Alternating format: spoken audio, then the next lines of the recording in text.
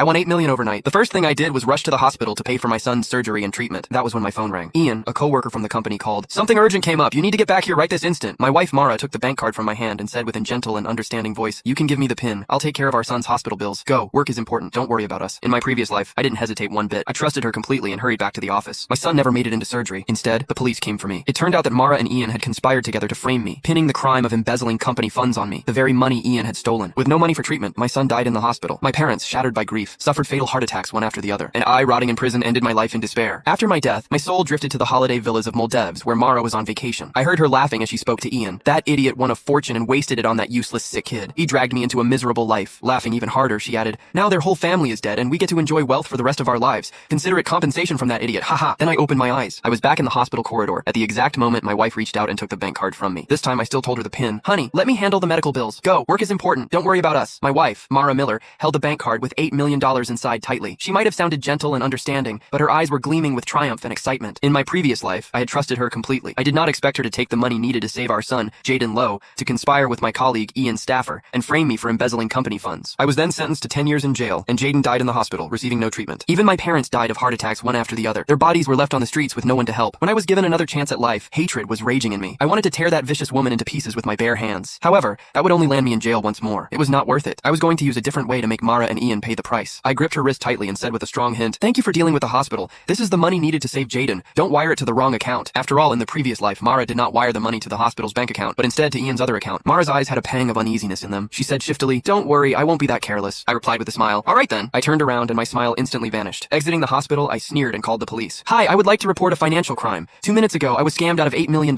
Please help me find the people who took my money. What, $8 million? The police officer became serious and immediately opened a case when they heard the amount of money. They added, since the money has just been transferred, you're lucky you called the police in time. We'll surely help you get your money back. If you have any clues, please come to us again. I said anxiously, all right, thank you. That money is needed for my son's surgery. Please help me. After hanging up, I smiled. I was not worried that they would not be able to get to the bottom of it because the money would soon be returned to my account. That was what Mara and Ian did to frame me in the previous life. However, in my new life, I was going to let them have a taste of their own medicine. My phone buzzed violently in my pocket. It was Ian. I deliberately did not answer. I did not need to. I knew it was Ian trying to get me to rush back to the office, waiting for me to step into the trap. I sniggered. I hailed a taxi, but instead of heading to the office, I headed to the lottery center. Hello, I'm the one who won $8 million this morning. I need an official notarized certificate confirming my identity as the winner right now. In my previous life, I was so desperate to pay for my son's surgery that I had skipped the notarization completely. That mistake cost me everything. After I was framed, I thought about getting my winning notarized, but Mara and Ian had already bought off the staff at the lottery center. They changed the personal details of the winner to a different person, so I could not prove that I had won the $8 million legally. Once I had been notarized as the legal winner of the lottery, I even got the staff to print me the receipt of the transaction details of the money to my account. I was not going to give Mara or Ian any opportunities to set me up in this life. My phone rang once more, still from Ian. Click the link in my bio to get the full story for free.